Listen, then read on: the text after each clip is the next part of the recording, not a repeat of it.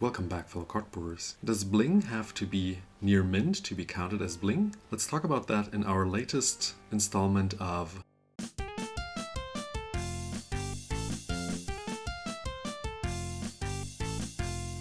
Cardboard Haul. I received this letter here from overseas. Wanted to open this here on camera with you to have a nice little discussion about bling in the comments below. So let's pop this one open and see what's in there. Okay, let's see what we got in here. Got some sticky sellotape. Let's hope this top loader resists enough so my nails don't cut through the sleeve. Got two top loaders here, interesting. Okay, put those aside. And we got here a nice polluted delta. Let's see if it's real and check for its condition. Okay.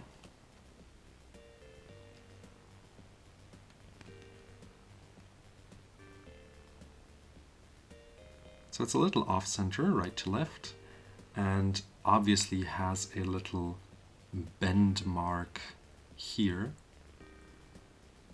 I think the camera picks it up. Other than that, I think it looks quite nice.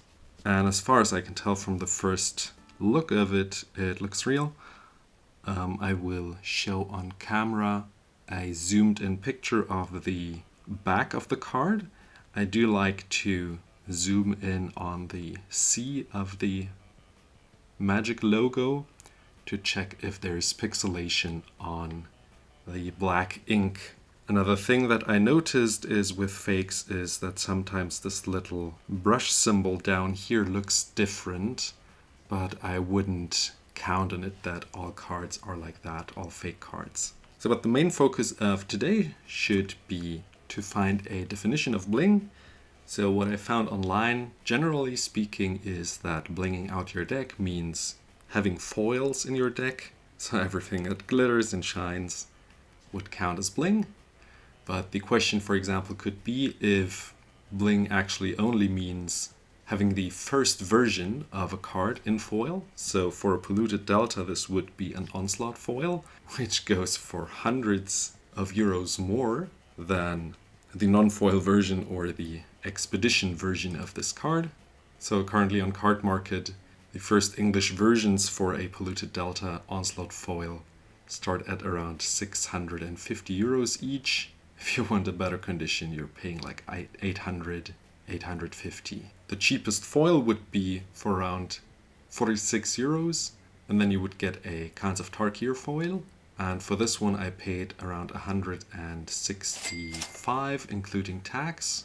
Always remember when you're buying from overseas that you would have to pay some taxes on your order. And as of now, the very first version you can buy on Cardmarket goes for around 225. So saved around like 60 euros, though this version, as we've just seen, has some damage on the card and has obviously been played.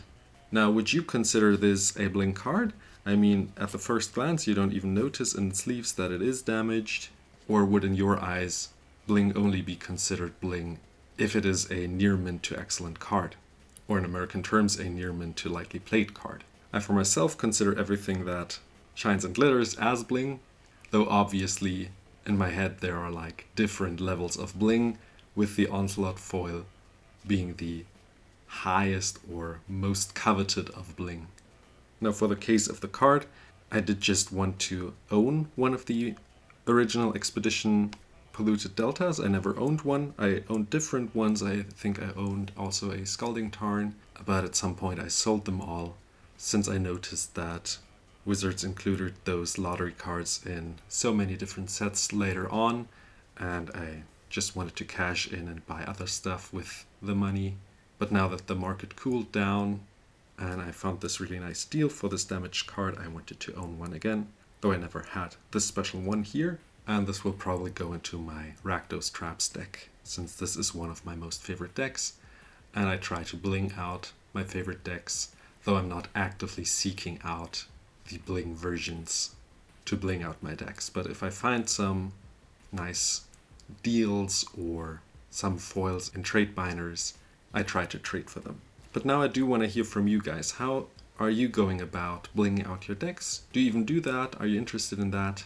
Do you try to get the most expensive cards first or the cheaper ones? Do you just buy them all? Are you similar to me, blinging out single cards when you find them and stumble upon them? What about their condition? Do they have to be in near mint condition, excellent condition? Or are they also allowed to be bent like this one? For example, I'm playing this masterpiece here, the Painter's Servant, in my King Makar deck, which also has a bent mark here, and I paid a fraction for it. And I'm playing this Damnation here from the Amonkhet Evocations, which also has like a mark down here. And I just don't mind. When playing those cards, they just lie there and I don't notice their damage. I'm able to afford more cards with that by paying less for damaged cards, and I'm also giving a home to damaged cards so that they receive a little more love while I play them in my decks. Two little announcements before we call it quits here. There is a current Dan deck vote in the community tab. Many of you have already voted, but maybe some of you haven't, so check it out and leave your vote which one of those two decks I should build next, green or black. And also we're at 274 subscribers as of the making of this video. So if this is your second video you're watching and you haven't subscribed yet, maybe you want to support this channel. We're only 26 subscribers away from hitting 300 subscribers, which is amazing and our next milestone. So thank you everyone for joining. This button should help you with your decision, and maybe you want to check out this video next. I'll see you in the next one. Bye bye!